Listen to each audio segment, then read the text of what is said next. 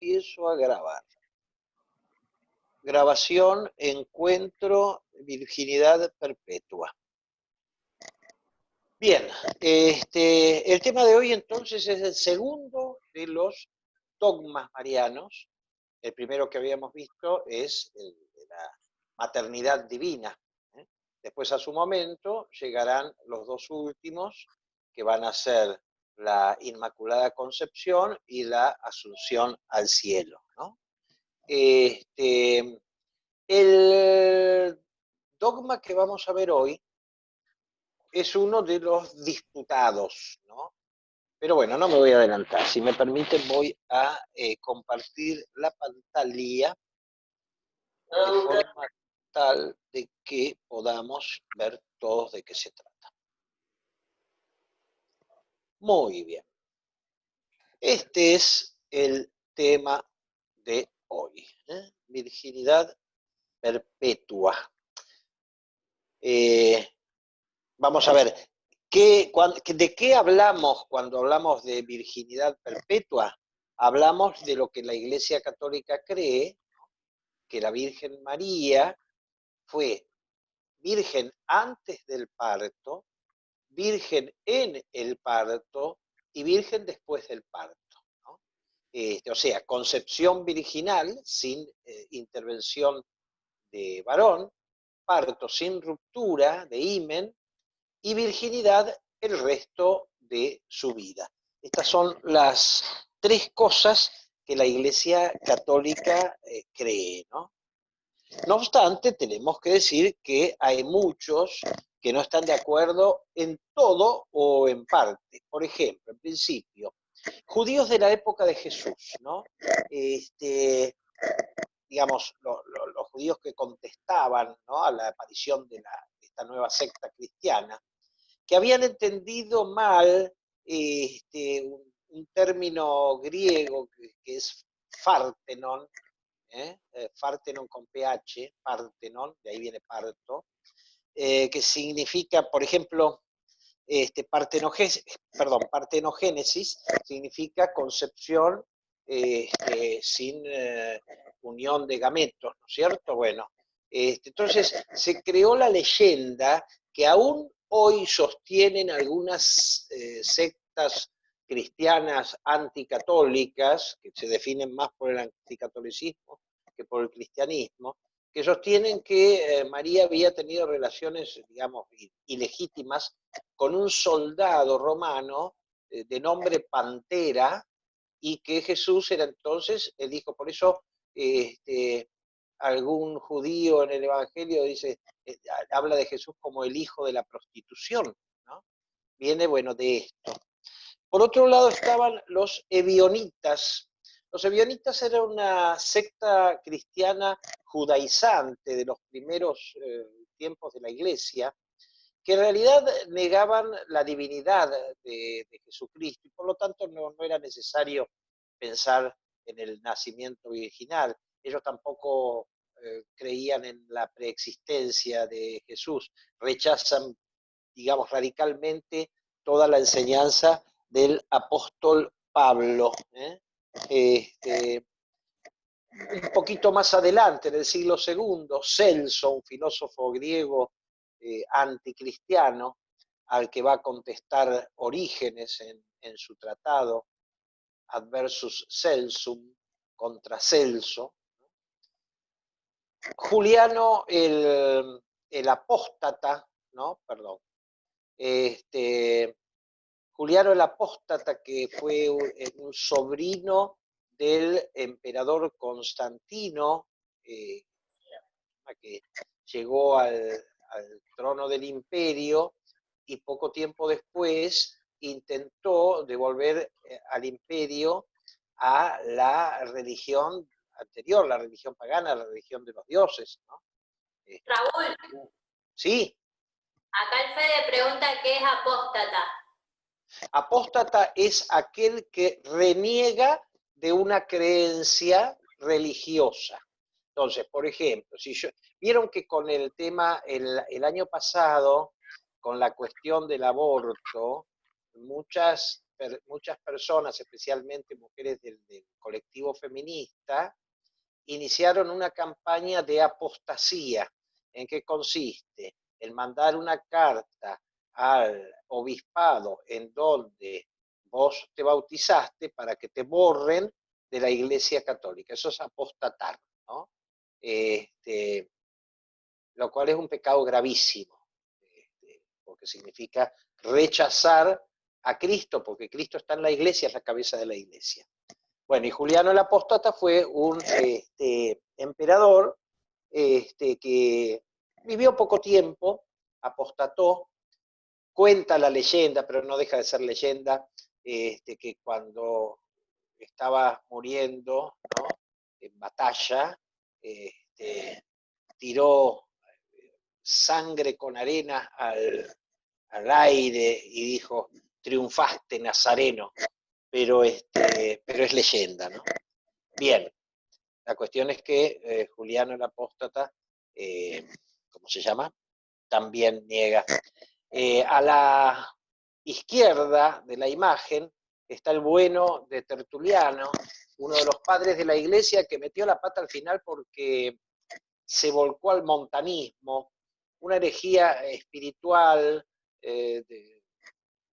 digamos, iniciada por un tal Montano, que fue rechazada por la Iglesia porque sostenía que a partir de él, de Montano, que tenía una iluminación especial del Espíritu Santo, comenzaba una nueva era y qué sé yo. Bueno, pero Tertuliano es un hombre que nosotros ciertamente estudiamos, sus escritos son sumamente importantes, ¿no?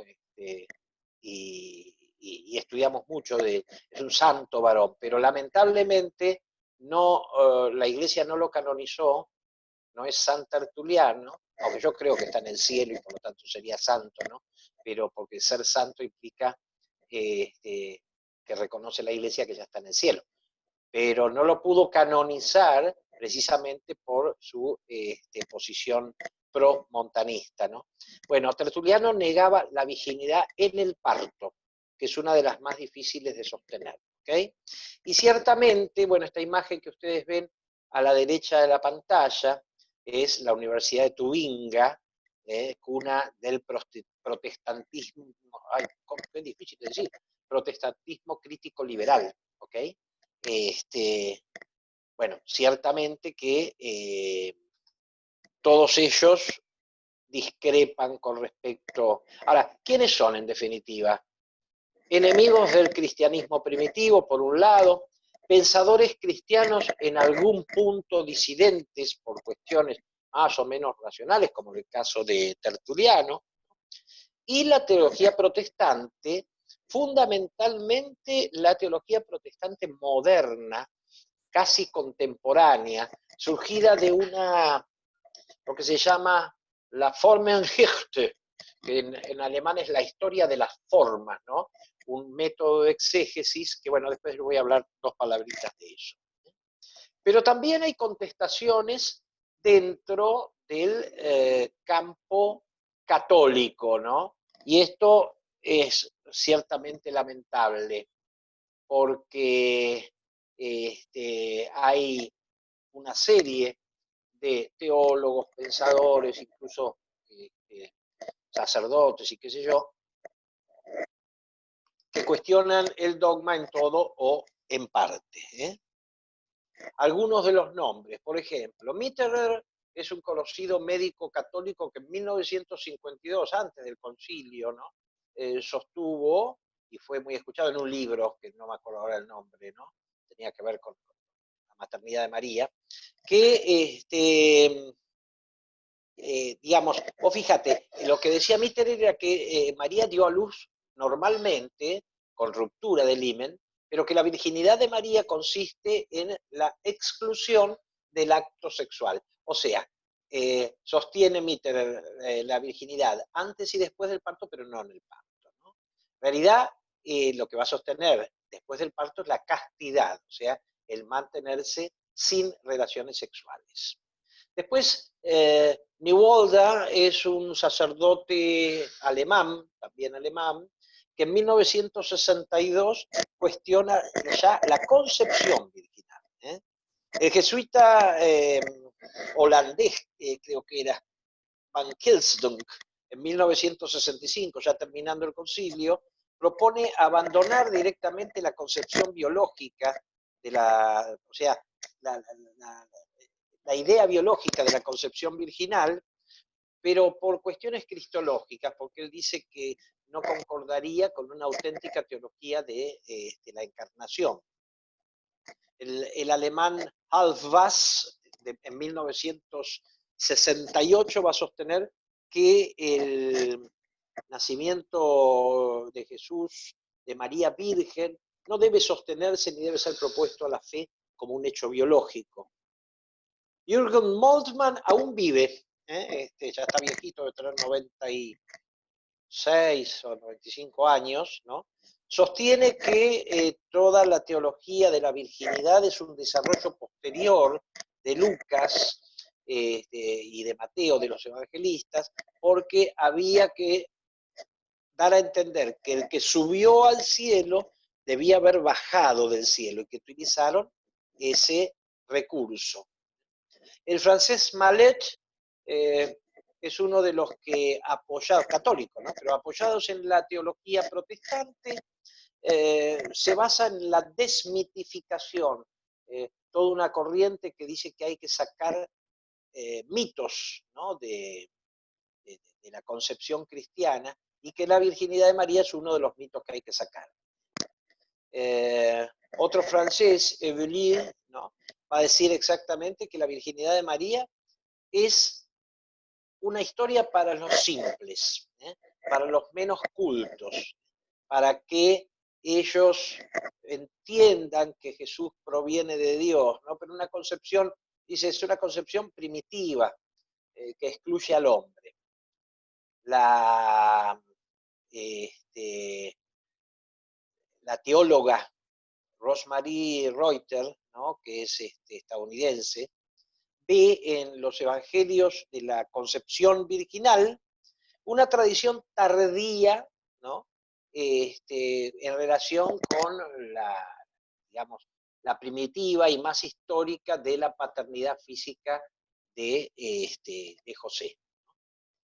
El muy reconocido teólogo Raymond Brown, que tiene bastantes puntos, digamos, encontrados con la ortodoxia, reúne todas las posiciones estas en un libro, pero no llega a tomar postura, ¿no? Un poco como que dice, se dice esto, esto y lo otro, pero él no llega, ya bastantes problemas tenía, así que con la doctrina de la fe, con el Vaticano, como para meterse en otro despelote, ¿no?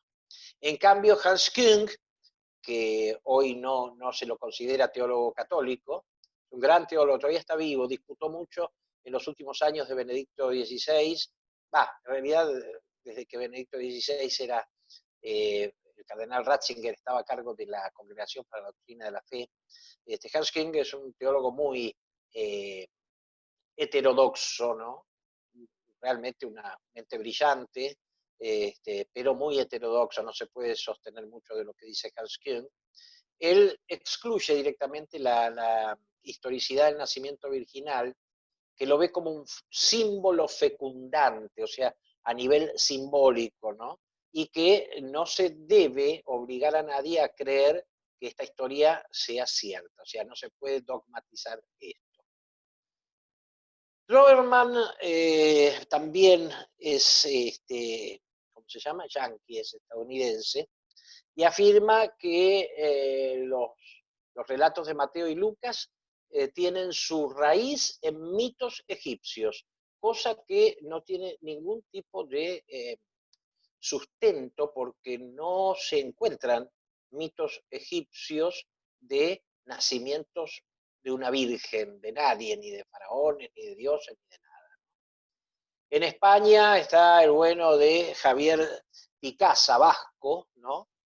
Que va a decir que es un teologúmeno, ahora después les voy a explicar qué es un teologúmeno, el relato de la virginidad mariana, ¿no? Y Salas, por fin, que también es español, en realidad dice que digamos, él sostiene la concepción virginal, ¿no?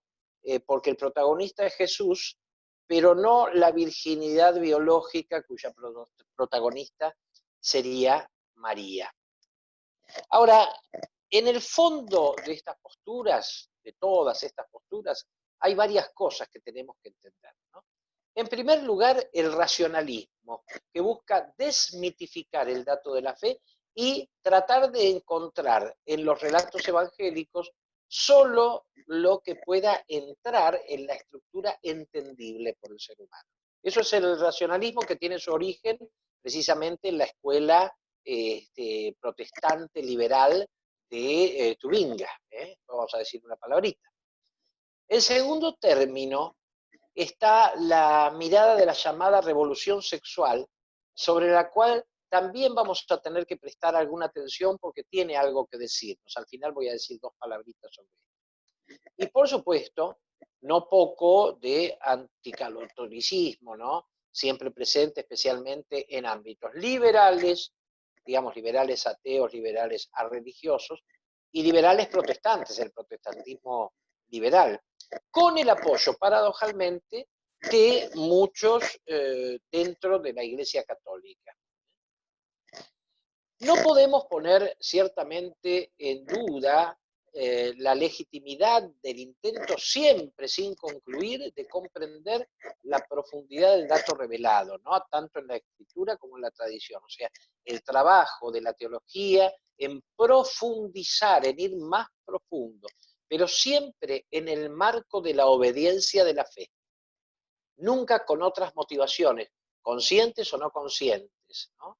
No para tratar de desmitificar como si todo lo que se cuenta, qué sé yo, por ejemplo, se intenta desmitificar, incluso en el campo católico, temas como la Eucaristía, la resurrección, los milagros de Jesús y un montón de cosas. O sea, todo lo que no entra en lo natural se lo aparta, es mito. Tenemos que entender a un Jesús histórico. Pero bueno, y hay otras cosas también, digamos, menos conscientes, ¿no? En muchos teólogos que tienen un cierto complejo de culpa, porque en la teología hay mentes brillantes, pero la teología está sospechada.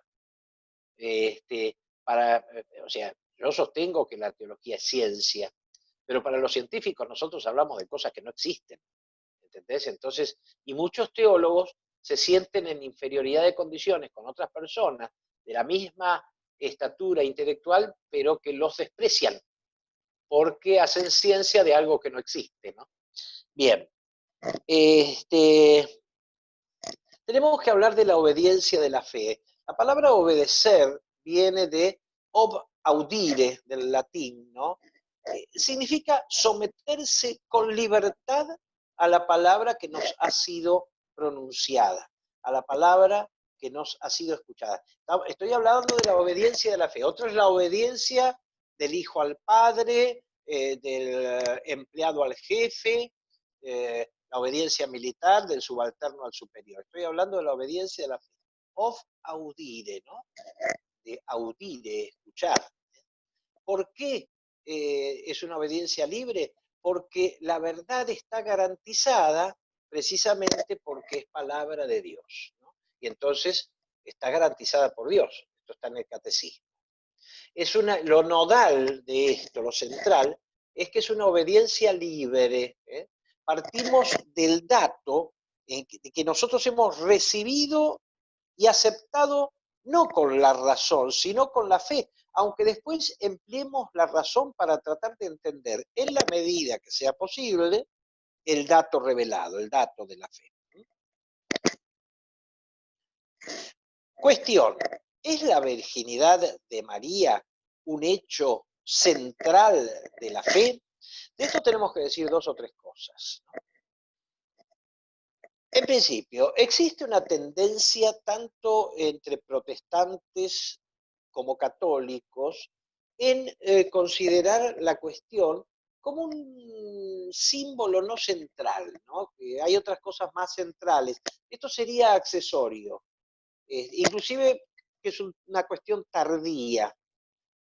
ya en 1892, Eisenach no quería hacer del natus et ex Maria Virgine del credo, ¿no?, un dato central de la fe. Inclusive en nuestro tiempo, Karl Rahner va a reconocer que, o va a decir, no va a reconocer, va a decir que la virginidad de María no es un dato primario y autónomo, sino un dato derivado que proviene de una comprensión más originaria de María y de su función en la historia, la dinámica de la salvación. En cambio, también está la tendencia opuesta de quienes reprochan a los teólogos católicos de ser tan ciegos que no ven, por ejemplo, Urs von Balthasar, ¿no? Von Balthasar dice que la virginidad de María está ligada al centro de la dogmática, ¿no? Inclusive en el campo protestante también hay algunos teólogos protestantes, Asmussen, Richardson, por ejemplo, que también dicen que la concepción virginal es una necesidad teológica, o sea que no se puede, ¿cómo se llama?, renunciar a ella. ¿Qué creo yo, por ejemplo? Esto es yo, Raúl.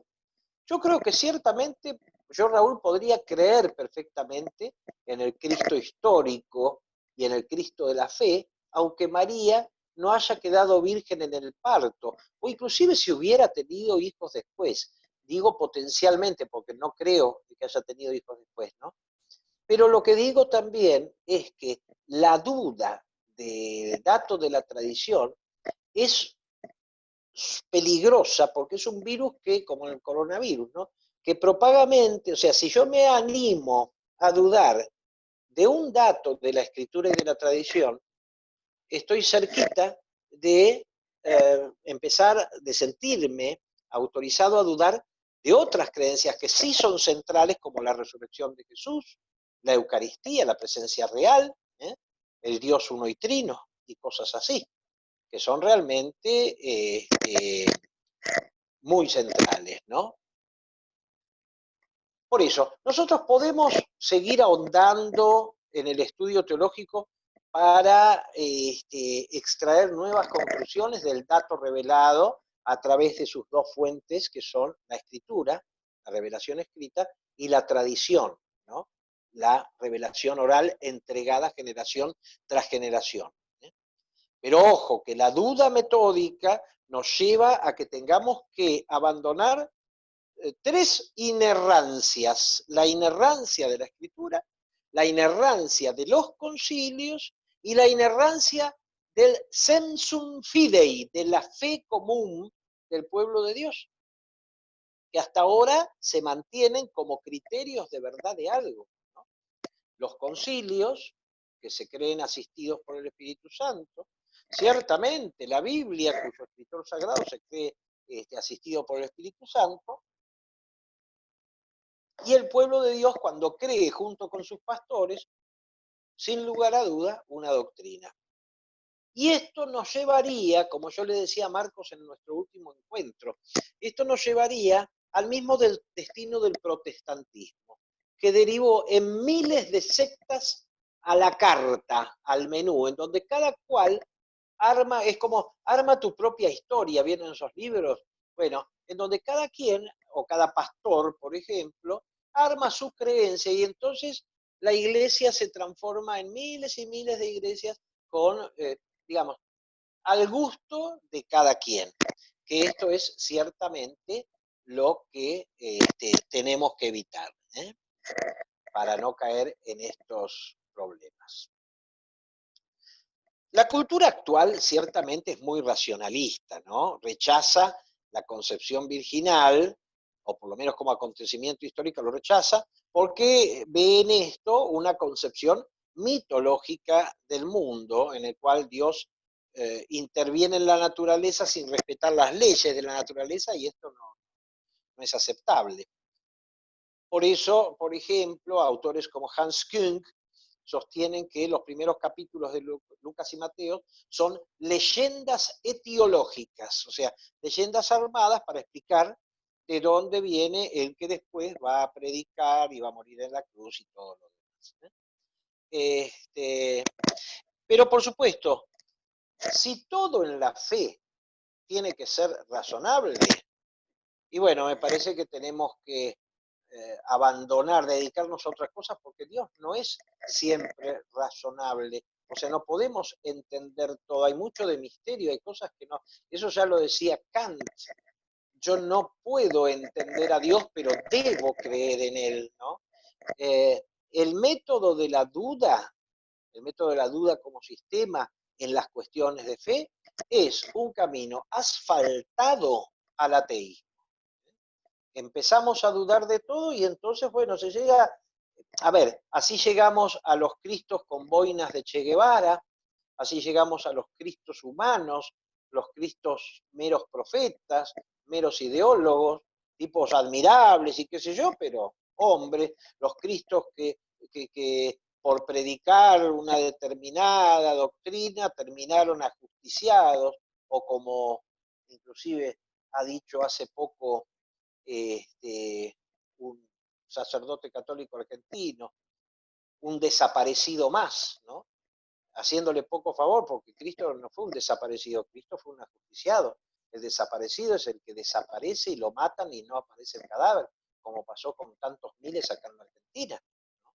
Por lo tanto, es una pavada, una estupidez, que un sacerdote diga que Cristo es un desaparecido. Muchos, es lo que yo le decía, la teología vergonzante, ¿no? Intelectuales, teólogos, que sienten vergüenza ante los científicos y los filósofos razonables, ¿no? En fin, el dogma católico, como les decía, impide que la fe se transforme en ese producto a la carta donde vos armás en qué querés creer, ¿no? El dogma católico es producto de una larga elaboración, de mucho estudio, de muchas discusiones, de muchas preguntas. No es una cosa, digamos, ¿cómo diría? Armada porque sí entre cuatro viejos carcamales. No, hubo mucha discusión, mucha teología, mucho pensar, muy ir a las fuentes, ¿no?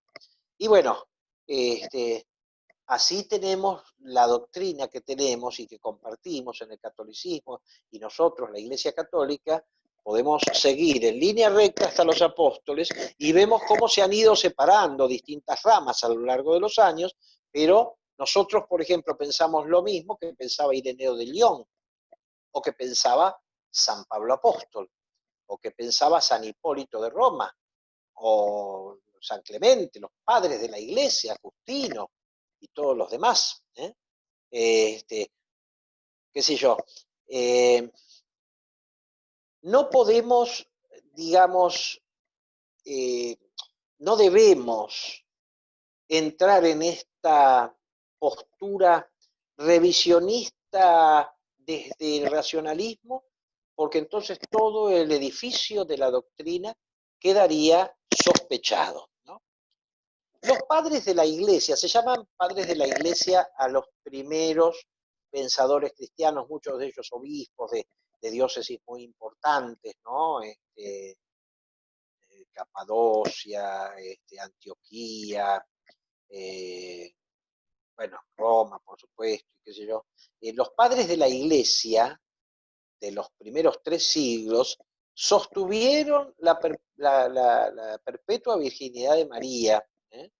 Hablaron siempre de la Virgen María, Madre de Dios, leyeron en María el cumplimiento de las profecías del Antiguo Testamento. Los primeros y más importantes concilios así lo expresaron, ¿eh? Entre los padres de la Iglesia más importantes tenemos a Ignacio de Antioquía, muerto en 110, no sabemos cuándo nació, que dice, nacido verdaderamente de una virgen. Justino, muerto en 165. Nadie va a decir en su diálogo contra el judío Trifón, ¿no? Nadie fuera de nuestro Señor Jesucristo fue generado de una virgen. Orígenes, en el tratado ya mencionado, Adversus Celso, contra Celso, ¿no? Irineo de León, Tertuliano, Jerónimo, el traductor de la Biblia, Jerónimo va a decir la Virgen Eterna, que es lo mismo decir la Virgen Perpetua. En el año 392 hubo un concilio en Capua, en donde se condenó la postura de un obispo que negaba la virginidad perpetua de María. Este concilio, que no era ecuménico, era un concilio local, pero tiene importancia porque entre los asistentes estaba San Ambrosio de Milán, que sí es un importante, digamos, no es un padre de la iglesia de los primitivos, pero se considera padre de la iglesia también. San Máximo de Turín, concretamente, dice, y es muy importante, la Virgen concibe sin la intervención de varón. El vientre se llena sin el contacto de ningún abrazo. Y el casto seno se acogió al Espíritu Santo, que los miembros puros custodiaron y el cuerpo inocente albergó. Contemplen el milagro de la Madre del Señor. Es virgen cuando concibe, virgen cuando da a luz, virgen después del parto. Gloriosa virginidad, dice, esto, acá tengo la cita, no importa, pero ciertamente que estamos hablando de un testimonio muy antiguo, del año 398. Después hay un montón de otros aportes antiguos, por ejemplo, el segundo concilio de Constantinopla, de 553, el que yo creo que en algún momento le hablé de ellos cuando hablábamos de virginidad perpetua, contra Nestorio y los nestorianos que negaban la maternidad divina. El Raúl, ¿puedo concilio, hacer una pregunta? sí, sí, ¿quién está haciendo? Gustavo. Gustavo, dame. Yo, digamos, realmente siendo sincero, desconocía cómo es la parte esta de que se consideraba la Virgen aún después, o sea, después del nacimiento de Jesús, ¿no? O sea, Sí, yo no tenía ni idea, realmente pensaba que la Virgen era virgen porque justamente no tuvo relación con hombre, nada más. Y bueno, obviamente porque el Espíritu Santo le concedió a Jesús.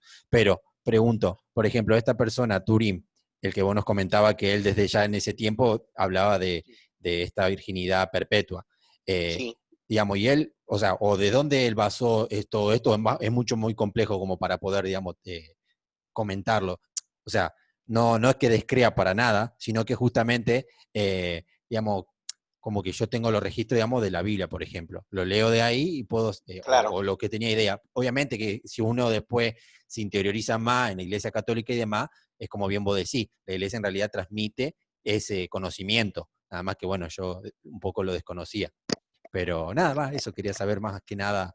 Sí, eh, bueno, que lo que pasa es que está perfecto lo que vos decís, porque nosotros tenemos mucho, digamos, y no está mal, eh, eh, porque no hay una buena catequesis. En realidad, por ejemplo, si vos lees el documento del Concilio sobre la Sagrada Revelación, Dei Verbum se llama, ahí queda bien claro, en consonancia con otros documentos del Vaticano I y de otros concilios, que la revelación, o sea, el Dios que se revela, lo hace a través de dos fuentes.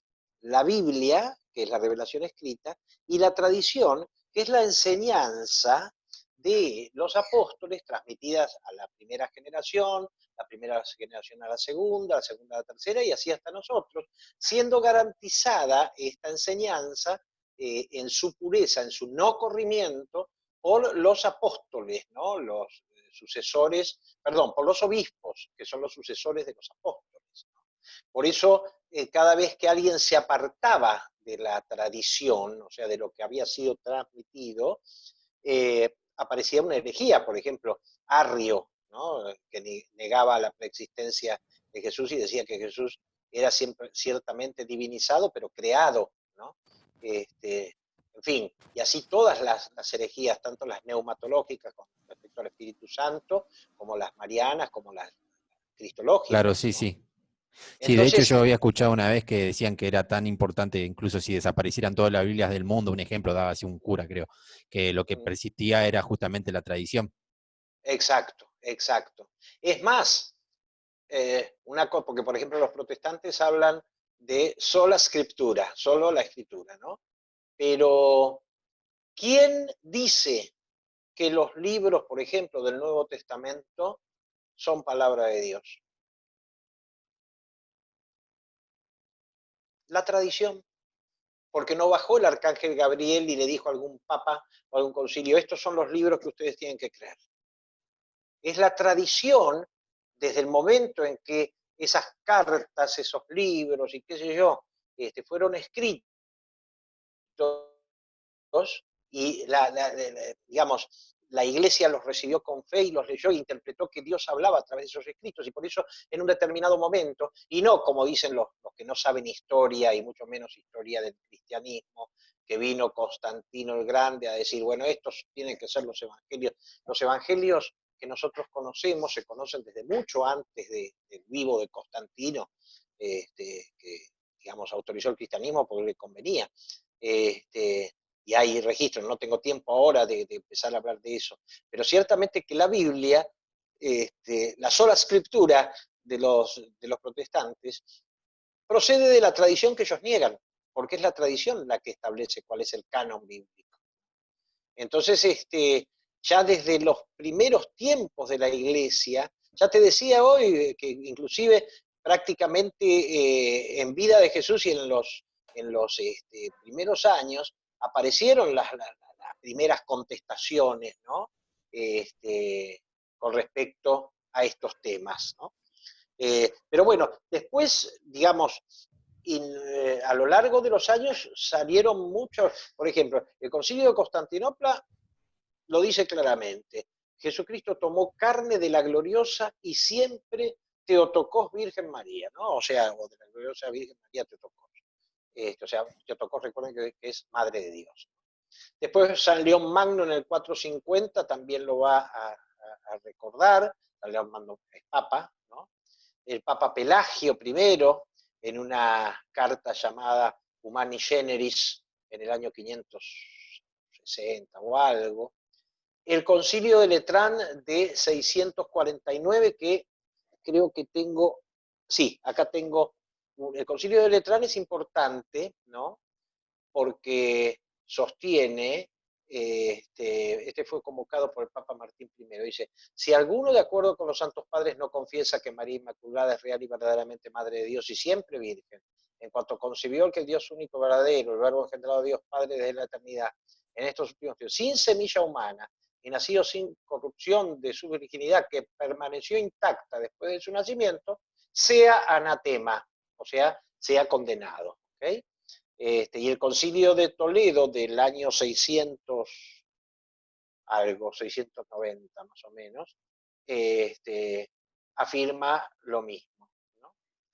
Ahora, el gran tema aparece fundamentalmente, digamos, a partir de la aparición del fenómeno del protestantismo, del cisma de Occidente, ¿no?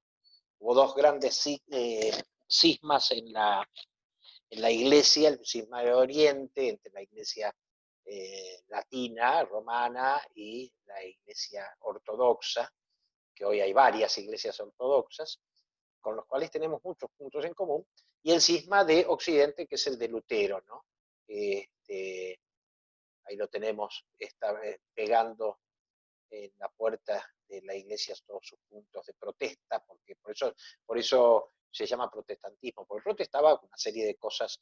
En realidad, Lutero arranca protestando con determinadas cuestiones disciplinares, pero cuando se produce la ruptura, ¿no? con Roma, el cardenal Cayetano fue a verlo a Lutero, a hablar, qué sé yo, no sé cuánto, no hubo caso. Entonces ahí empezó a aparecer la divergencia de doctrina, ¿no? O sea, el protestantismo, que además sirvió a los príncipes, especialmente los príncipes alemanes y de otros países del norte de Europa, como para liberarse de la autoridad del Papa y qué sé yo, y armar iglesias nacionales, le vino como anillo al dedo, y por eso se extendió tan rápidamente, ¿no? Ellos, como les decía, se basan en solo la escritura, no la tradición.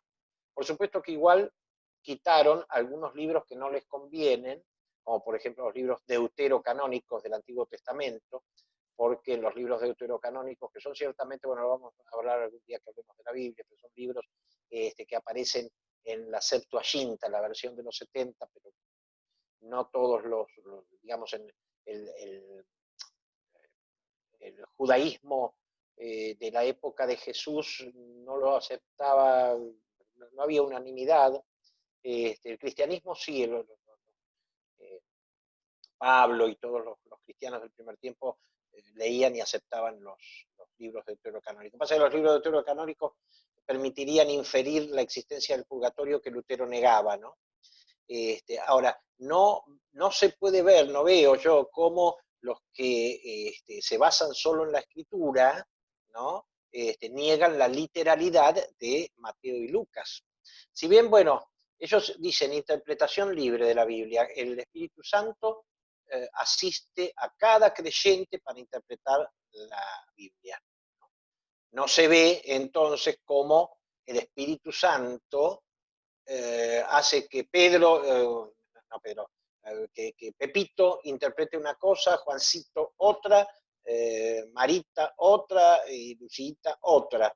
Entonces el Espíritu Santo a alguno le está mintiendo, ¿entendés? Si esto fuera así. No tiene demasiada lógica. Si el Espíritu Santo asiste a todos, tiene que asistirlos para una comprensión unánime. Si no, a alguno le mete el perro, el Espíritu Santo. ¿Ok? Bien, son principios liberales, ¿no? O sea, ¿qué significa? El liberalismo pone el acento en la libertad de cada uno, ¿no? Ahí está el liberalismo económico, el liberalismo ideológico, y esto, ojo, es izquierda o derecha, porque la izquierda contemporánea es muy liberal, ¿eh? Por eso la izquierda contemporánea apoya tantas cosas que pertenecen, digamos, o sea, que no que pertenecen, que las dejan ellos a el ámbito de la libertad personal, como por ejemplo el aborto, o como por ejemplo tantas otras cosas. Bueno, no importa, no nos vamos a meter en esto. No obstante, hay que decir que desde Lutero hasta el presente ha habido un cambio. Lutero era moderado con respecto a, estamos hablando del tema de la virginidad de María, ¿no? Después hubo un exacerbamiento, ¿no? Especialmente en el siglo XIX, del rechazo a toda la doctrina de la virginidad, y hoy vuelve a haber una moderación, salvo, por supuesto, en las sectas anárquicas de los pastores que tienen 45 fieles cada uno. Así que bueno, por ejemplo, Lutero en la Confesión de Augsburgo, que hizo con Melanchthon, el discípulo de él, ¿no? el primer colaborador de él, más o menos por 1528, 1530, él dice en esa confesión que Jesucristo nació de la bienaventurada Virgen María, y que en el seno de la Virgen asumió Jesús la humanidad, que son afirmaciones perfectamente católicas, ¿no? Entonces, el primer luteranismo en realidad no negaba la virginidad perpetua de María, y tampoco, bueno, pero esto no tiene nada que ver con nuestro tema, pero tampoco negaba ese primer luteranismo la presencia segura de María en el cielo, ni su maternidad sobre todos los hombres, ni incluso su inmaculada concepción. Esto hay que decirlo porque muchas veces se piensa que Lutero, fíjense, esto es una frase concreta de Lutero, ¿no? María permaneció virgen, pues tras sentirse madre del Hijo de Dios, no deseó ser madre de otro hombre, sino permanecer en esta gracia. Después acá tengo algunos otros escritos de Lutero, no los quiero aburrir con esto, ¿no? Pero palabras de Lutero concretas, ¿no? Cristo nuestro Salvador fue el fruto real y natural del vientre virginal de María, sin cooperación de un hombre, y ella permaneció virgen después. Va a decir más tarde, me inclino a aceptar que quienes declaran que los hermanos realmente, me inclino a aceptar que la Virgen María no tuvo otros hijos aparte de él, y que los hermanos realmente significan primos, algo que voy a hablar después. Va a decir también, tengo las citas de todo esto, si después las quieren se las paso. Una nueva mentira acerca de mí, de Lutero, está circulando. De acuerdo a esta mentira, se supone que yo he predicado y escrito que María, la Madre de Dios, no fue virgen antes o después del nacimiento de Cristo. Y dice, la Escritura no dice o indica que ella haya perdido su virginidad luego. Cuando Mateo dice que José no conocía carnalmente a María hasta que ella dio a luz a su hijo, no dice que después la haya conocido, al contrario, significa que nunca la conoció. Así que Lutero, es más, hoy hay una relectura de Lutero, porque Lutero un poco después fue abandonado, hubo un luteranismo que lo consideraba demasiado católico a Lutero, por ejemplo, el 15 de agosto, ¿qué fecha, digamos, qué fiesta celebramos el 15 de agosto? ¿Nadie sabe? Asunción de María. La Asunción, perfecto. Bueno, el 15 de agosto de 1522, ya llevaba 5 años de confrontación con Roma. Lutero predicó en la fiesta de la Asunción y dice, no cabe duda de que la Virgen María está en el cielo. ¿Cómo ocurrió? No sabemos. Y ya que el Espíritu Santo no nos ha dicho nada acerca de esto, no lo podemos hacer artículo de fe. Es suficiente saber que ella vive en Cristo. Recordemos que en este momento el dogma de la Asunción no existía, recién lo proclamó, ya lo vamos a ver, el Papa Pío II en 1950. Así que lo que está diciendo Lutero aquí es totalmente, ¿cómo se llama? Católico, estaba perfecto. Y también habla sobre la Inmaculada Concepción. Es dulce y piadoso, va a decir, creer que la infusión del alma de María se efectuó sin pecado original, de modo que en la mismísima infusión de su alma, ella fue también purificada del pecado original y adornada con los dones de Dios, bla, bla, bla, bla. Bien, después apareció, mira, acá las tenía las palabras de ellos, pensé que, bueno, después igual se las voy a pasar. Después apareció Calvino, ¿no? Calvino tenía problema con el tema de la Madre de Dios. No le gustaba hablar de la Madre de Dios porque decía, Calvino fue un tipo muy complicado, ¿no? Y no solo por ser protestante, sino como tipo. De hecho, Calvino mandó a la hoguera a cientos y cientos de personas. O cuando los protestantes dicen, sí, los católicos mandaban a la hoguera, yo los invitaría a que hagamos cuentas. Sentémonos un día, busquemos todos los registros y hagamos cuenta a ver quién quemó más gente. O sea, con lo cual no estoy aprobando que la Iglesia Católica haya quemado gente. Pero digo, los protestantes tampoco pueden rasgarse las vestiduras por esto, ¿no? Calvino era bravísimo con los que de alguna manera discrepaban con la Iglesia calvinista. Y él decía que los ignorantes, ¿no? Si vos decías que María era Madre de Dios, podían entender como que, que María era la madre del Dios Jesucristo, no del hombre Dios. O sea, María es la madre de Jesucristo, pero no es la causa de la divinidad, ¿no? Bueno, pero se preocupa mucho por la devoción a María. Realmente Calvino era un tipo mariano, o sea, creía en la virginidad de María y de hecho no tiene problema hablar de la Virgen María. Hoy las miradas protestantes son disímiles, pero hay miradas protestantes mucho más cercanas a la concepción original de Lutero, ¿no? Y por lo tanto muchos luteranos están redescubriendo la figura de María, ¿no? Hablemos un poco de la escuela de Tubinga, ¿no?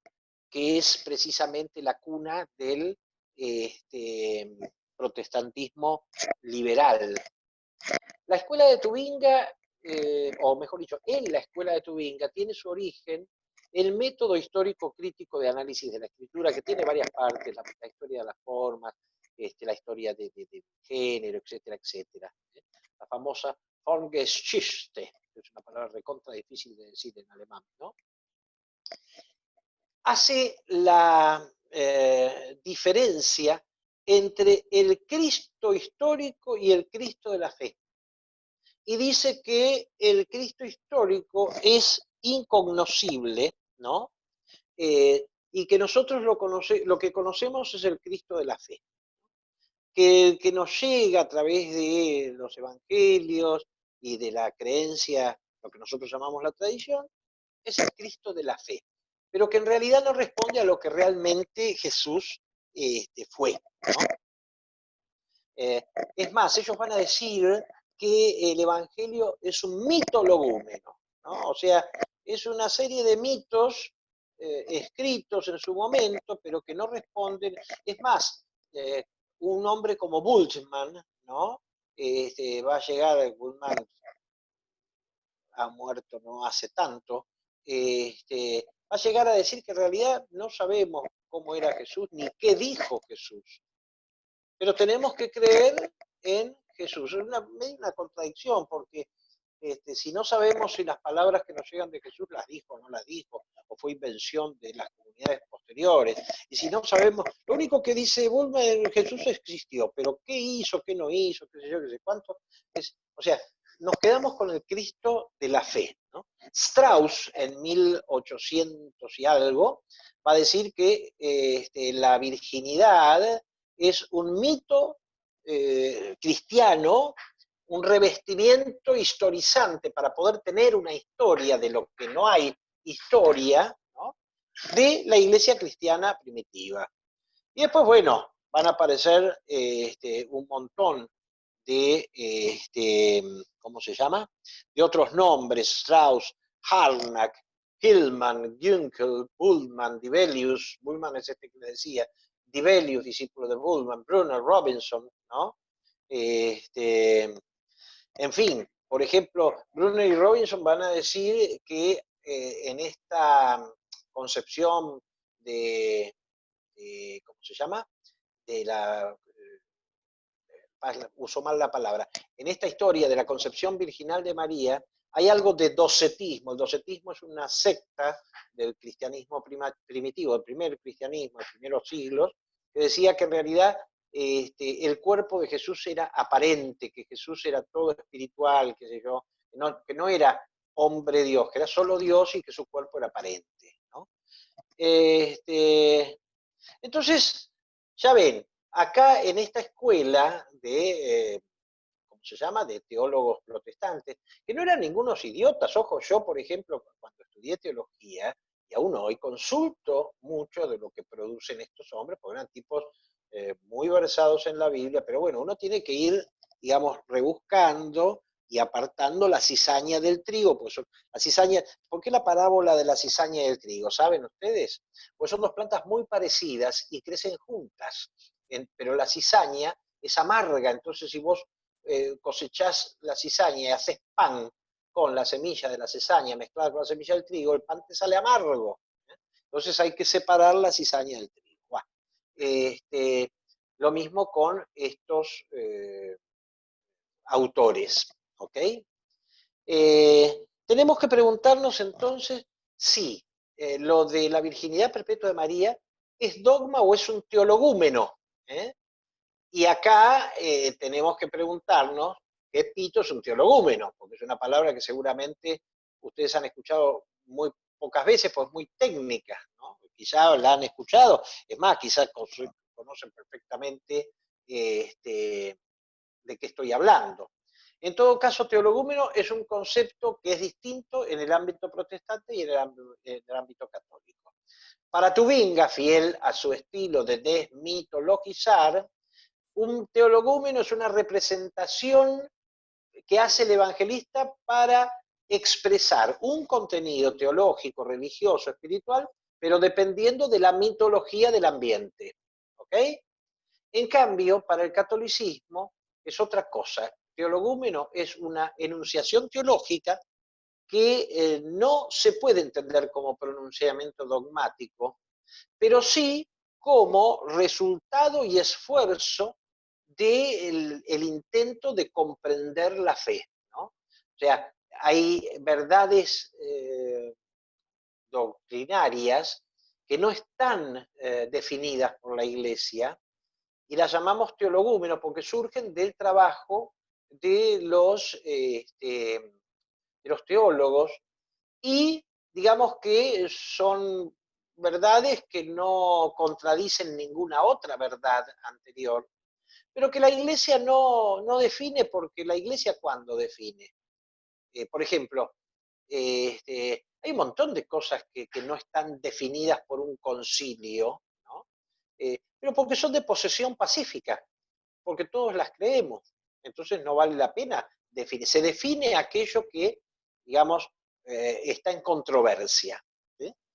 Entonces, por otro lado, hay otros teólogos que dicen que un teologúmeno en realidad es una especie de verdad extraída de una verdad revelada como consecuencia lógica y directa de una verdad revelada. Ya ven que son dos cosas distintas. O sea, para el ámbito católico, para la teología católica, un teologúmeno es una cosa aceptable en cuanto a que refleja una verdad creíble.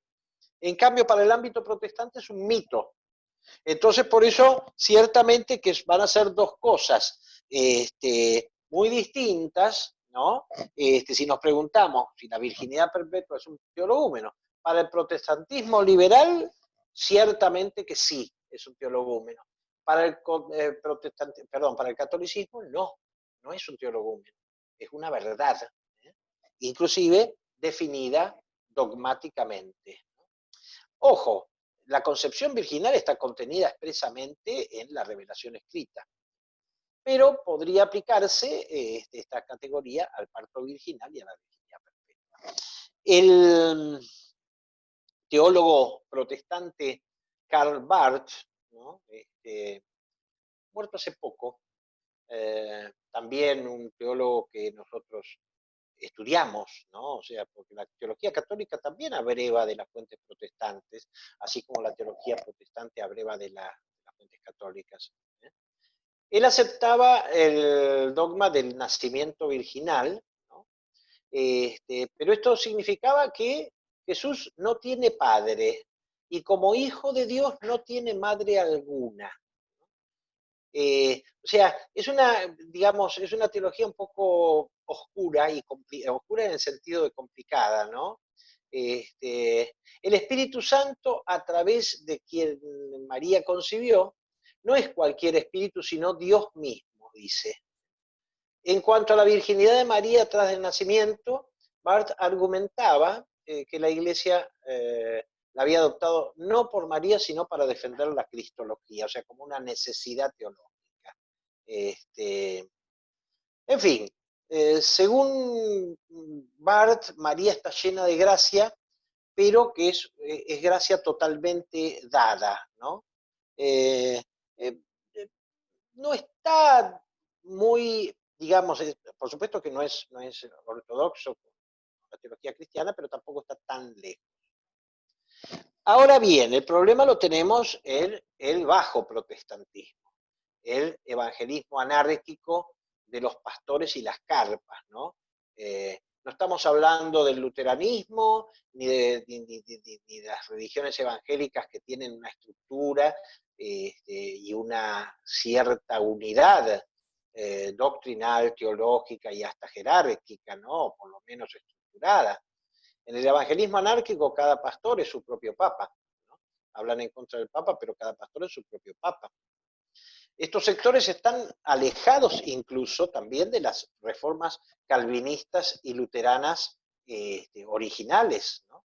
Y mal entendiéndolas, han llegado a posturas incluso obscenas contra la Virgen María. Hay sectas cristianas que hablan de esa prostituta, ¿no? Claro, porque en realidad el gran tema es que estas iglesias cristianas tienen como el dogma central de estas iglesias cristianas carperas es que la Iglesia Católica es el anticristo, ¿no? Que es Babilonia.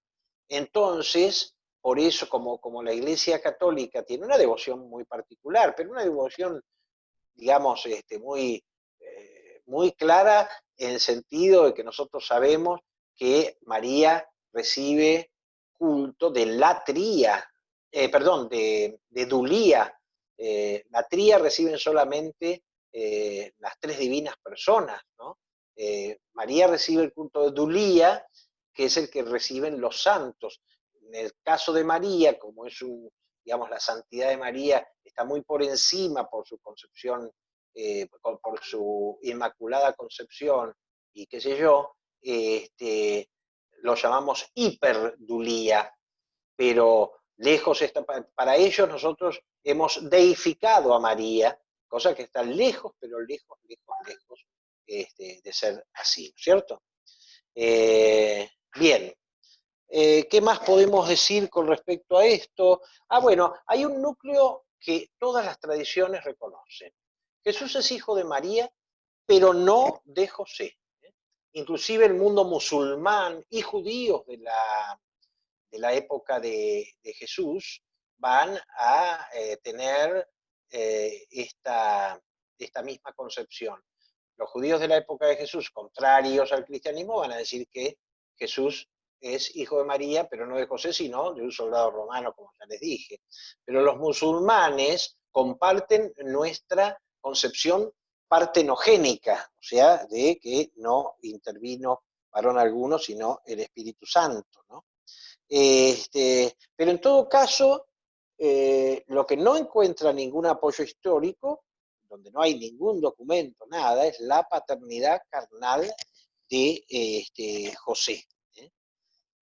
Y en todo caso también tenemos que decir que algo no normal hubo en esa concepción, porque ya ven que muchos, o sea, evidentemente, si hasta los mismos judíos de la época hablaban de que el pobre José no había tenido nada que ver, evidentemente algo no normal hubo. Bueno, hablemos de la concepción virginal, ¿no? O sea, virgen antes del parto. Esto está apoyado ciertamente en el dato escriturístico, concretamente en los evangelios de Mateo y Lucas. Marcos no lo menciona y Juan arranca con, digamos, la preexistencia, aunque voy a decir una cosa de Juan ahora que puede llegar a sorprender. Está el tema de la interpretación de las profecías, especialmente Isaías, ¿no? He aquí que la doncella, se entendía por doncella, una chica joven y virgen, va a concebir y va a dar a luz un hijo al que pondrán el nombre de Manuel, ¿no? Dios con nosotros. Y Lucas va a enfatizar que el poder del Espíritu, ahí tendría que estar con mayúscula el Espíritu, no de varón alguno, lo cual va a sostener la naturaleza divina del nacido. Ya el ángel Gabriel, que le anuncia a María que va a ser madre, le dice: el Espíritu Santo descenderá sobre ti. Por eso el que nacerá de ti, que será concebido en tu seno, será llamado Hijo de Dios, ¿no? Esta es la intención teológica de Lucas. Pero acá tenemos que en el prólogo de Juan hay una cosa que es muy interesante, ¿no? Concretamente Juan 1:13. Lo que leen habla de los creyentes, ¿no?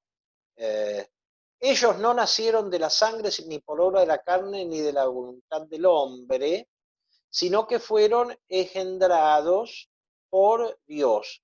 Ahora bien, hay traducciones muy antiguas que son diferentes y que lo pone en singular el párrafo la cual no nació de la sangre ni del deseo del hombre, sino que nació de Dios.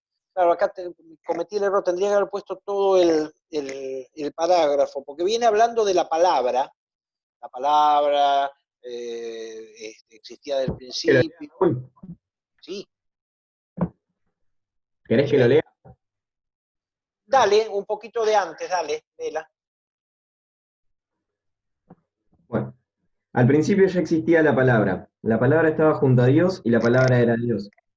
Ya al principio estaba junto a Dios. Todo fue hecho por ella y sin ella no se hizo nada de cuanto llegó a existir. En ella estaba la vida y la vida era la luz de los hombres. La luz resplandece en la oscuridad y la oscuridad no pudo sofocarla. Vino un hombre enviado por Dios que se llamaba Juan.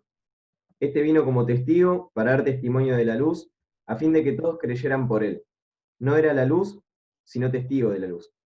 La palabra era la luz verdadera, que con su venida al mundo ilumina a todo hombre. Estaba en el mundo, pero el mundo, aunque fue hecho por ella, no la reconoció. Vino a los suyos, pero los suyos no la recibieron. A cuantos la recibieron, a todos Ahí está. aquellos que creen en su Dale, sí, nombre, sí. a cuantos la Sí, sí. recibieron, a todos aquellos que creen en su nombre, les dio la capacidad para ser hijos de Dios. Ahora el 13, Eso. estos son los que no nacen por vía de generación humana, ni porque el hombre lo desee, sino que nacen de Dios, y la palabra se hizo carne y habitó entre nosotros. Bueno, Los alto ahí, listo. Por ahora está bien. El tema es el siguiente. El famoso prólogo de Juan, según estudios muy importantes hechos por la exégesis, está desordenado con razones teológicas. O sea, en algún momento se los voy a mostrar, porque la aparición de Juan antes no tiene nada que ver ahí, porque está hablando de la palabra y de repente lo meten a Juan y después va a volver a aparecer Juan, y los creyentes lo mismo, porque si vos, por ejemplo, lees esto, venís hablando de la palabra y decís, sacás todo lo de Juan y los creyentes y leís la cual no nació de la sangre ni del deseo del hombre, sino que nació de Dios, digamos que tiene una lógica, una coherencia interna muy piola, ¿no? Coincido en que la traducción más común es la de, digamos, el plural, ¿verdad? Pero hay códices, específicamente uno muy antiguo, el Codex Latino-Veronensis y el Liber Comicus del Leccionario de Toledo, que son muy antiguos, en donde aparece en singular, ¿no? Algunos padres de la iglesia, de los que yo les mencioné al principio, citan este texto en singular, ¿no? Aparte, padres de la iglesia que están distribuidos en distintos lugares, por ejemplo, qué sé yo, Justino en Palestina, Hipólito en Roma, Ireneo en la zona de hoy Francia, las viejas Galias, Tertuliano en África, Orígenes en Alejandría, ¿no?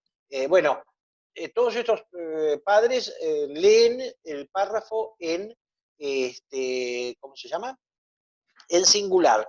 Inclusive hay un texto de Tertuliano contra los valentinianos que dice Tertuliano que este texto fue cambiado precisamente del singular al plural por los valentinianos, queriendo presentarse ellos mismos como esos elegidos y espirituales. O sea que sería una cosa, en todo caso, no podemos negar, por razones históricas, que Juan 1.13 se leyó en singular en los primeros siglos de la Iglesia. De esta misma lectura, así en singular, dedujo San Ireneo la filiación divina de Jesús, ¿no? Y Tertuliano la concepción virginal.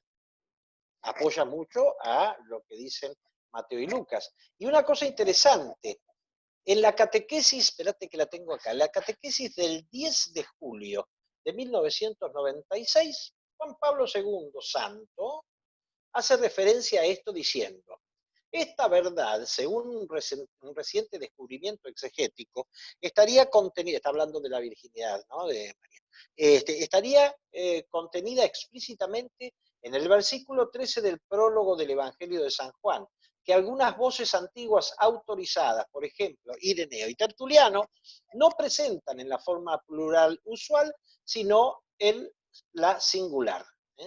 Esta traducción en singular convertiría el prólogo del Evangelio de San Juan, dice San Juan Pablo II, en uno de los mayores testimonios de la generación virginal de Jesús. Bien, esto es materia disputada, ¿ok? O sea, no sobre... Ven, acá tenés un tema en el cual hay distintas opiniones dentro de la teología y son todas válidas, porque no hay una definición, ¿no? Bien. Atención, ojo que no hay que pensar que Dios sea un sustituto sexual del hombre en el acto generativo, ¿no? Acá tenemos que tomar a Küng, que no se equivoca, Hans Küng, cuando dice que el Espíritu Santo no es presentado como Padre que engendra, sino como fuerza que obra la concepción de Jesús. El Espíritu Santo cubre con sus sombras. En otros términos, Dios obra como causa primera, de un modo misterioso, no natural, pero en todo caso más eficaz que la acción de la criatura. En todo caso, lo que hay que decir es que no hay antecedentes míticos, perdón. Quiero decir, por ejemplo, el ejemplo del mito pagano de una mujer que conciba virginalmente no existe. O sea, no vas a encontrar. ¿Por qué una pobre chica de Palestina en un matrimonio normal pretendió ser la única mujer en la historia de la humanidad en haber concebido al Hijo de Dios sin intervención de varón? Esto tiene sentido solo si se trata de un hecho real. Bien, en todo caso, sobre la virginidad, perdón, sobre la concepción virginal, prácticamente no hay fisuras en toda la tradición cristiana. Obviamente que los ortodoxos de Oriente piensan exactamente igual que nosotros, y muchos de los protestantes también, la mayor parte de los protestantes. Olvidemos a las sectas carperas, no, con la gilada ni cabida. Estoy hablando del protestantismo real, ¿no? Respetable. Bueno, la virginidad, la concepción virginal no es el gran problema. El problema está en la virginidad del parto, ¿no? Que está fundada en la tradición, ¿no? En el magisterio y en la liturgia de la Iglesia, que lo ha afirmado siempre. Coincido en que es lo más difícil de sostener, porque realmente sería un nacimiento de este tipo, es antinatural, porque tendría, como dicen los teólogos, ¿no? Diciendo que el nacimiento de Jesús se asemeja a la luz que atraviesa un cristal sin romperlo, ¿no? Pero en todo caso, también podemos hablar como de una puerta que se abre y se cierra.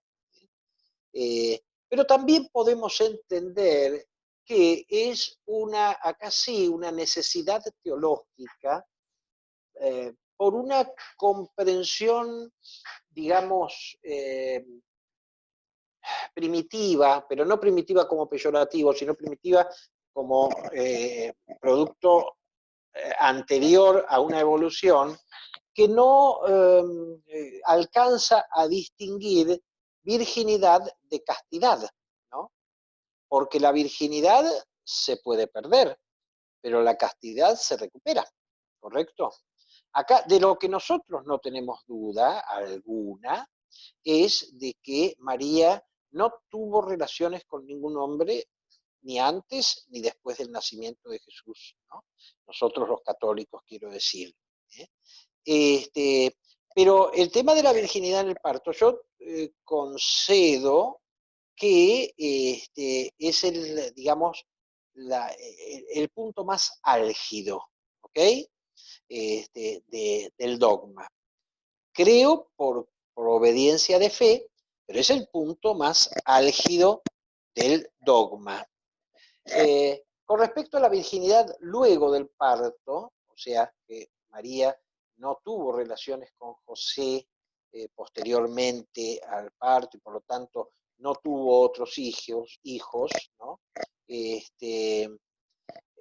el sensus fidei de la Iglesia el que desde el principio...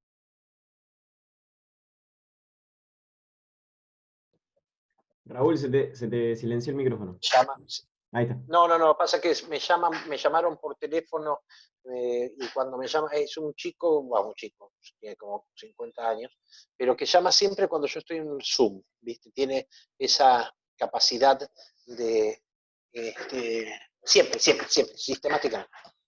Bueno, te decía que sensus fidei desde el principio. Lo que pasa es que no hay manera de probar bíblicamente que María no tuvo más hijos. Al contrario, hay algunas dificultades que vamos a ver a continuación, ¿no? Que son las siguientes. Aparecen, por ejemplo, en Mateo 1:18, dice, antes de que conviviesen, no tuvieron relaciones, una cosa así, pero o sea que podría, hay algunos que dicen, bueno, pero entonces después sí, pero tampoco dice después sí tuvieron, ¿no? Convivir es cohabitar compartiendo el hogar, ¿no? Eh, en, el, en el lenguaje semítico, el acto sexual se conoce como, valga la tautología, como conocimiento. No conozco varón, dice María. Conocer es el lenguaje, digamos, semítico relativo a esto, es tener relaciones sexuales, ¿no? Por otro lado, aparece otro texto que es Mateo 1:25, ¿no? No la conoció hasta que dio a luz un hijo, que es la traducción de la palabra eos, porque, o sea, en castellano vos podés interpretar, no la conoció hasta que dio a luz a un hijo, después sí, ¿no? Pero en realidad tampoco podemos hacer esta interpretación porque la palabra griego eos, ¿no? La encontramos inclusive en otros versículos de la Biblia, inclusive en el Antiguo Testamento, diciendo que, bueno, no pasó tal cosa hasta este acontecimiento, pero tampoco pasó después. O sea, son los famosos problemas idiomáticos, ¿no? Que tiene una lengua, como puede ser una lengua muerta como el arameo y una lengua viva como el hebreo, o resucitada como el hebreo, cuando después se traduce al griego y después al latín y después a los idiomas nuestros, ¿no? Y después tenemos otro tema que es Lucas 2:7, cuando cuenta que dio a luz a su hijo primogénito. ¿Qué es primogénito? El primer generado, ¿no? Entonces, algunos dicen, si Lucas pone que Jesús es el hijo primogénito, es porque después hubo otros, ¿no? Sin embargo, debemos reconocer que, a ver, un hijo primogénito, un hijo único es primogénito, ¿no? Y un primogénito puede no ser único, ciertamente, pero un hijo único también es primogénito, o sea, no se desprende necesariamente de esta palabra de Lucas que haya habido otros hijos de María.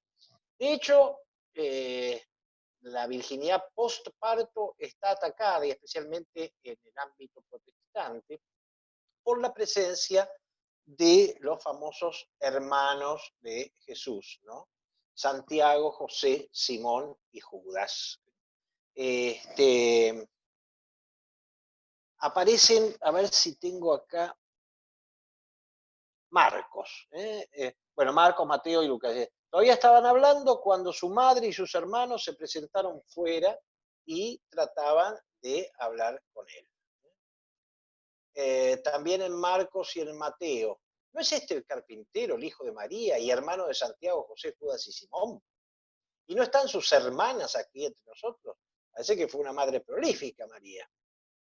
En Juan 2:12 dice, después de esto descendió a Cafarnaúm con su madre, sus hermanos y sus discípulos, y permanecieron allí unos pocos días. También en Juan 7:35, ve a Judea para que vean las obras que hace, y dice, ni sus propios hermanos creían en él. Y en Hechos 1:14, todos ellos íntimamente unidos se dedicaban a la oración en compañía de algunas mujeres, María, la madre de Jesús, y de sus hermanos. Y por último, en 1 Corintios 9, bueno, y otros lugares de esa carta. ¿Acaso no tenemos derecho a comer, beber, viajar en compañía de una mujer creyente como lo hacen los demás apóstoles, los hermanos del Señor y el mismo Cefas, o sea, Pedro? Entonces acá tenemos algún tema. De cualquier manera, tenemos que entender que, primero, Jesús en ningún lugar de la Biblia es indicado como hijo de José. Sí, varias veces hijo de María. Y de los hermanos de Jesús, específicamente de estos que estamos hablando, José, Judas, de ninguno se afirma que fuese hijo de José, y mucho menos hijos de María. Se habla de hermanos de Jesús, pero no de que sean hijos de María. Ahora, a ver, Santiago, José, Judas y Simón. En la comunidad primitiva tenemos dos Santiagos, Santiago el mayor y Santiago el menor. Santiago el mayor era hermano de Juan, y ambos eran hijos de ¿quién? De Zebedeo, los Boanerges, ¿no? Los hijos del trueno, Santiago de Zebedeo, Juan de Zebedeo, los hermanitos, pescadores. Y el Santiago el menor se nos dice específicamente, consultar Mateo 10:2-3, es hijo de Alfeo. Ni Alfeo ni Zebedeo se parecen a José. Al pie de la cruz vamos a escuchar que estaban María Magdalena y María, la madre de Santiago y de José. Después les voy a pasar las citas. Juan, a esta María, la madre de Santiago y José, la llama María de Cleofás, que es lo mismo que decir mujer, la mujer de Cleofás, ¿cierto? Ya desde Juan Crisóstomo se identifica a Cleofás con Alfeo, porque estamos hablando del mismo. Entonces, Santiago y José eran hijos de María y de Cleofás. El nombre Mariam, ¿no? El nombre hebreo Mariam, era muy común. Esta era, ya ves, Mariam de Magdala, Mariam de Cleofás, la otra María. Y después se dice que Judas Tadeo era hermano de Santiago. Entonces, en la carta en la carta de Judas y en Lucas se dice que Judas Tadeo era hermano de Santiago, con lo cual Santiago, José y Judas son hermanos entre sí y hijos de María de Cleofás y de Alfeo. Entonces nos queda el otro Santiago, pero el otro Santiago es hijo de Zebedeo. Y además, ninguno de ellos es hijo de María. Es nombrado hijo de María la de Jesús. Además, si estos fueran realmente hijos de María, ¿por qué Jesús confiaría a su madre al discípulo amado? Bien, les voy a hacer un dibujito como para ayudarlos a entender todo este recontra despelote. Tenemos un Santiago, un Judas, un José y un Simón, que son los supuestos hermanos del Señor. ¿Ok? Ahora bien, hay otro Santiago. Uno es el mayor y otro es el menor. Hasta acá vamos bien. Pero entonces, como sabemos que solo un Santiago es hermano del Señor, porque no hay dos, o sea, si Jesús tuviera dos hermanos Santiago, tendría que tener un segundo nombre, Santiago María, Santiago José, no sé qué sé yo. Uno solo, bueno. Ahora, entonces, vamos a ver, este primer Santiago es hermano de Juan, es el mayor, y a la vez, ¿qué es? Hijo de Zebedeo y de una mujer que se llama María Salomé. Entonces tenemos que, mientras que Santiago, Judas Tadeo y José son hijos de Alfeo y de María de Cleofás. Esto lo sacamos de la escritura, no estamos haciendo ningún... Entonces tenemos que ya eliminar a Santiago el Mayor. Y ahí tenemos a los 4 famosos hermanos de Jesús. 3 de los cuales son hijos de Alfeo y de María de Cleofás, y el otro Simón no sabemos de quién es hijo. ¿Ok? Bien. Entonces, acá lo que tenemos que entender es que la palabra hermano designa en el hebreo y en el arameo no solo a los hermanos de sangre, hijos del mismo padre, misma madre, sino también a los primos.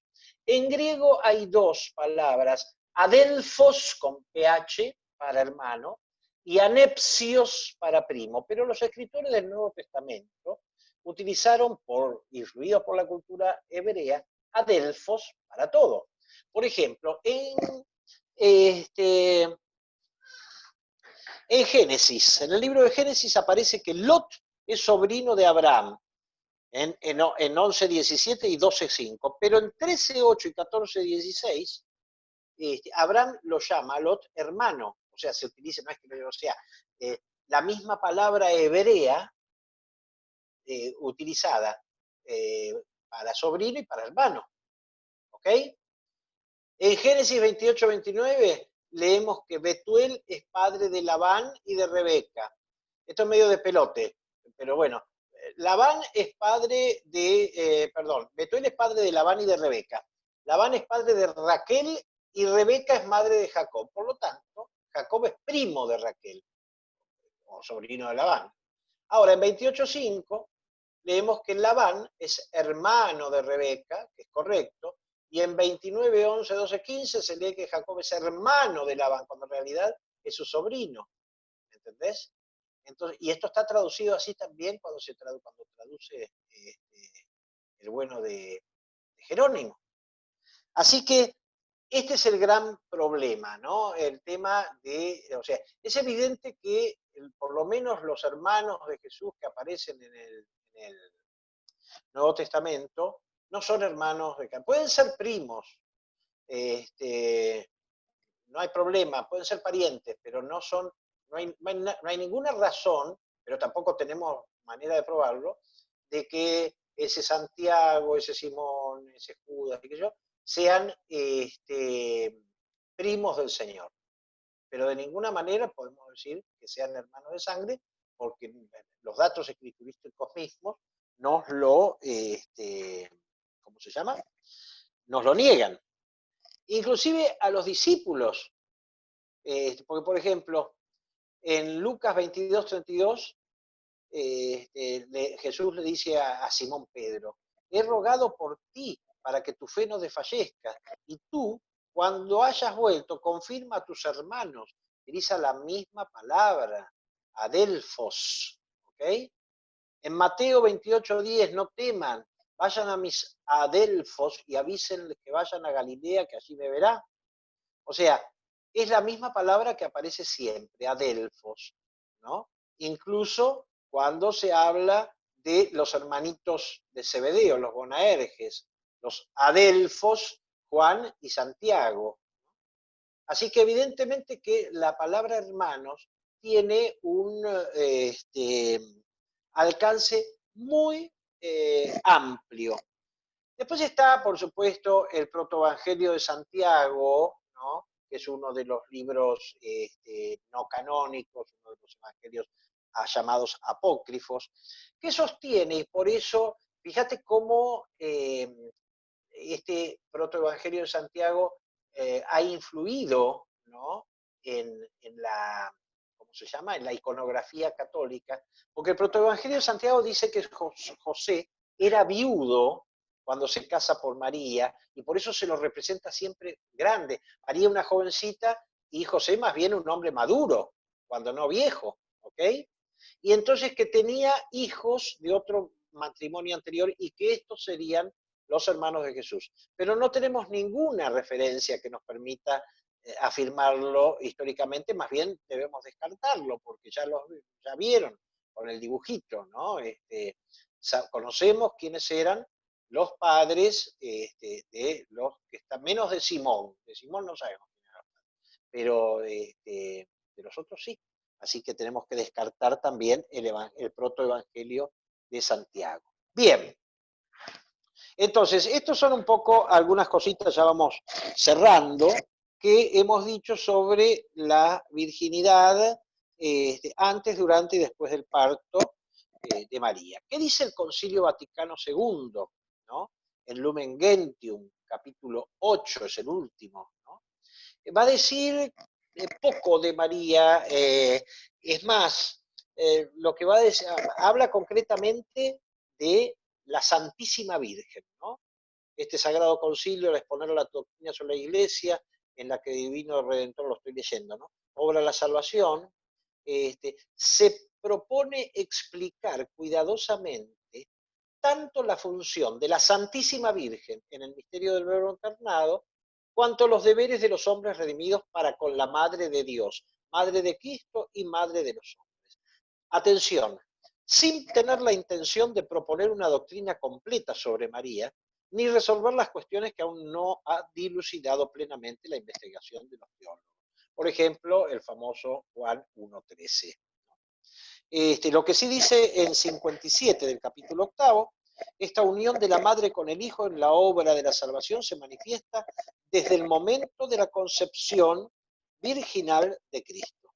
Lo que no se menciona en este documento conciliar es la virginidad en el parto y después del parto, pero tampoco es un documento mariológico, porque Lumen Gentium es el documento del concilio sobre la Iglesia.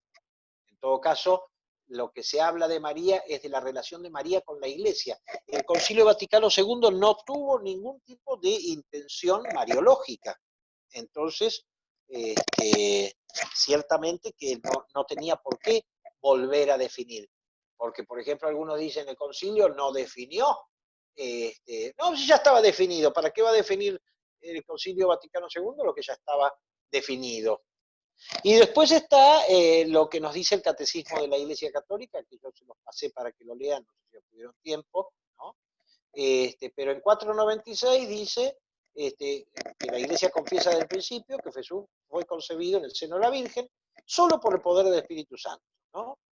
O sea, absque semine ex Spiritus Santo, como dice el Concilio de Letrán de 649, sin semilla de varón. Los padres dicen, ven en la concepción virginal el signo de que es verdaderamente el Hijo de Dios. En 497, el siguiente número, explican esto, que los relatos evangélicos presentan la concepción virginal como una obra divina que sobrepasa toda comprensión y toda posibilidad humana. Está en el ámbito del misterio. Entonces, claro, la razón no puede, pero esto ya lo decía Kant, ¿no? La razón no está preparada para entender el misterio, por ende la metafísica, que es, digamos, la filosofía de los primeros principios, no puede hacer ciencia como puede hacer ciencia, suponte vos, de la física, ¿no? De fenómenos físicos, de fenómenos químicos, porque lo metafísico está por fuera de la capacidad de la razón, y si no, léanse el socotroco de la crítica de la razón pura de Kant, que es un choclazo. Bueno. En el siguiente número, 498, aclara el concilio que a veces el silencio de Marcos y de las cartas sobre la virginidad de María, un poco a algunos los ha sorprendido, ¿no? Y por eso, dice, algunos lo consideran como leyendas o de construcciones teológicas. Acá está hablando fundamentalmente de las posturas protestantes y de los católicos que se amigaron con estas posturas protestantes, liberal protestantes, ¿no? De cualquier manera, dice, el sentido de este misterio no es accesible más que a la fe que ve en este nexo que reúne entre sí los misterios dentro del conjunto de los misterios de Cristo. Y va a agregar, yo lo reduje ahí en el de ustedes, San Ignacio de Antioquía da ya testimonio de este vínculo. El príncipe de este mundo ignoró la virginidad de María y su parto, así como la muerte del Señor. En la carta a los Efesios. Ustedes lo tienen todo enterito en el catecismo. En el 499 habla precisamente de que la profundización en el tiempo de la fe en la maternidad divina y virginal ha llevado a la Iglesia a confesar la virginidad real y perpetua de María. Acá está lo del segundo concilio constantinopolitano. Incluso dice, en el parto del Hijo de Dios hecho hombre, y dice, en efecto, el nacimiento de Cristo, lejos de disminuir, consagró la integridad virginal de su madre. Por eso la liturgia de la Iglesia va a decir, celebra a María como la Eipartenon, la siempre virgen. El 500, que es el número siguiente, habla del tema que ya vimos hasta el hartazgo, que es el de los hermanos de Jesús, ¿no? Pero bueno, ya lo después ustedes, pero ya lo hablamos. Después hay otros dos números, el 505, bueno, no hace exactamente a nuestro tema, y el 506, yo no lo puse, debiera haberlo puesto, que el 506 pareciera una concesión a, vieron, digamos, el catecismo, da un trabajo muy, muy profundo a mucha gente, y entonces el 506 dice, se lo voy a leer, lo tengo acá, María es virgen porque su virginidad es el signo de su fe, no adulterada por ninguna duda, y de su entrega total a la voluntad de Dios. Su fe es la que le hace llegar a ser la madre del Salvador. Más bienaventurada es María al recibir a Cristo por la fe que al concebir en su seno la carne de Cristo. Entonces, esto puede llegar a haber sido, este número puede llegar a haber sido, digamos, una concesión para terminar una discusión en el seno de la comisión redactora del, ¿cómo se llama? Del catecismo. Antes de llegar al final, en esto que debemos creer, una palabra sobre el tema de la nueva visión de la sexualidad que está en nuestro siglo, especialmente desde la década del 60 del siglo pasado, ¿no? Nosotros hemos heredado de la tradición semítica, el occidente cristiano ha heredado de la tradición semítica una visión de la sexualidad muy ligada a la impureza, inclusive en el matrimonio. Todavía, por ejemplo, los pueblos semíticos, incluso árabes, no semíticos, pero cercanos, ¿no? Ven que la sexualidad humana es impura, también incluso en el ámbito matrimonial.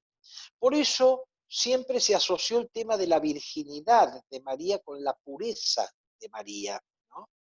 Entonces, hoy día, cuando hay otra mirada y nosotros vemos que la sexualidad en su justo lugar es totalmente pura y totalmente santa, más allá de que en cualquier acto sexual, inclusive el acto sexual más puro en el matrimonio más santo, tiene siempre lo que los teólogos llaman un fomes peccati, porque en el acto sexual hay goce y el goce es, digamos, personal, es goce de uno, y por lo tanto hay como que una cierta concupiscencia en el acto sexual, ¿no?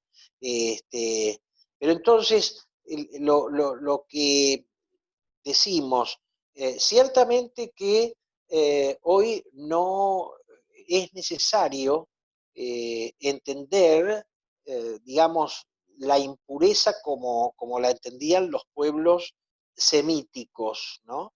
Pero tampoco es necesario desechar por este descubrimiento la creencia en la virginidad de María postparto, ¿no? Porque esto tiene que ver con, como que si María hubiese tenido relaciones sexuales con José después del parto, era menos pura, ¿no?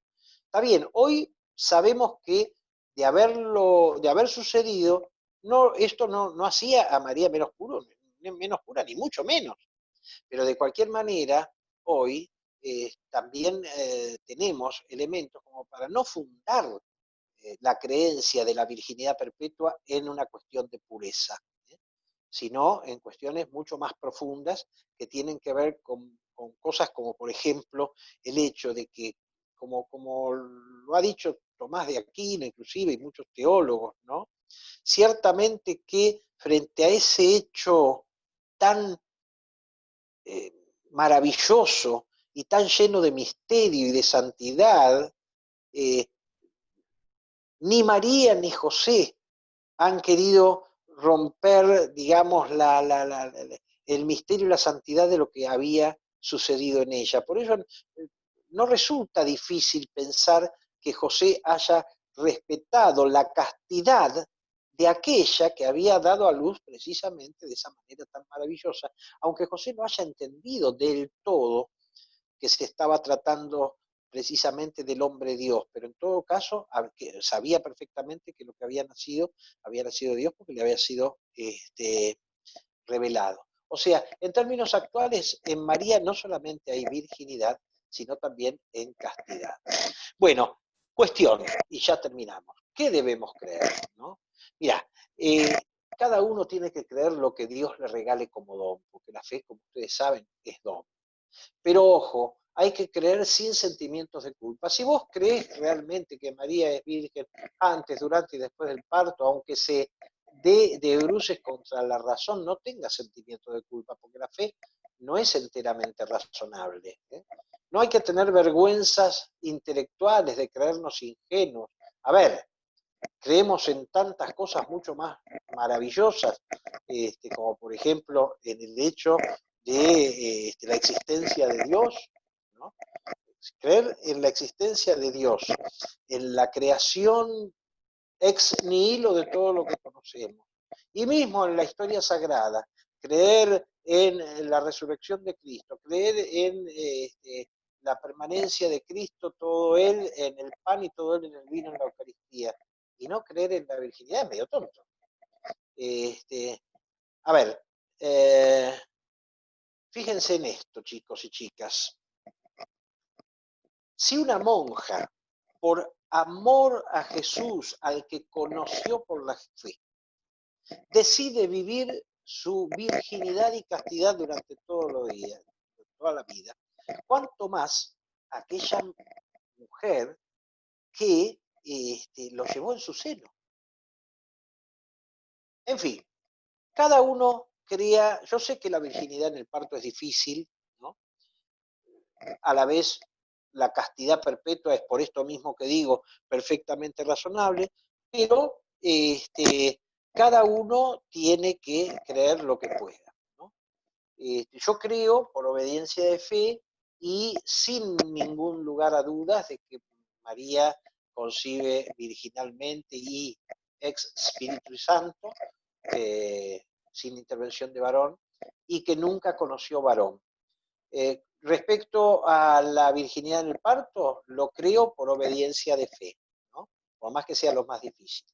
¿Y qué debiéramos contestar a los que nos vienen a decir que ustedes son una manga de mitómanos porque creen estas barbaridades? Mirá, a ver, yo te digo, ¿qué tenés que contestar vos? Bueno, te lo inspirará el Espíritu Santo.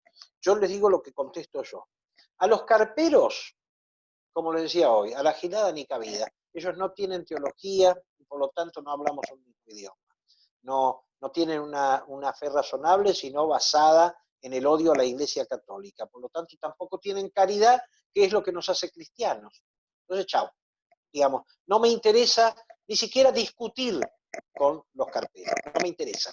No los quiero tampoco en el movimiento ecuménico, ¿no? El ecumenismo tiene que estar en otro lado. A la teología protestante le digo respetable, ¿no? Y hasta razonable, pero le contestaría que niega la fuerza de una creencia 2 veces milenaria. O sea, le digo, te respeto, entiendo, leo a tus autores, los considero, pero ustedes están cargándose una creencia de 2000 años. Y a los teólogos católicos, ¿no? que se han dejado seducir por estas posturas liberales, les diría, miren, crean en aquello que Dios les permita creer, ¿no? Pero no intenten ser novedosos para gloria de ustedes. Yo soy las famosas novitates teológicas, o sea, los que quieren, digamos, pues claro, si un teólogo no dice algo que no se haya dicho nunca, como que nadie lo va a recordar. Entonces hay teólogos que quieren inventar algo nuevo, ¿no? Para su propia gloria. Pero yo les diría, entonces, a ver, muchachos, ojo con las novedades, porque confunden al pueblo creyente generando dudas que se pueden extender a otras cosas. Y Jesús mismo dice en el Evangelio de Lucas, no me acuerdo dónde, pero lo dice, búsquenlo, léanselo todo entero esta noche y van a ver que dice, hay de quienes escandalicen a estos pequeños. Y cuando dice esto de los pequeños, lo que quiere decir son los creyentes, no los niños. Los niños ahí son figuras de los creyentes. Bueno, y colorín colorado, esto se ha acabado. ¿Para qué tengo que dejar de grabar? because, bueno, vamos a dejar de compartir y vamos a dejar de grabar.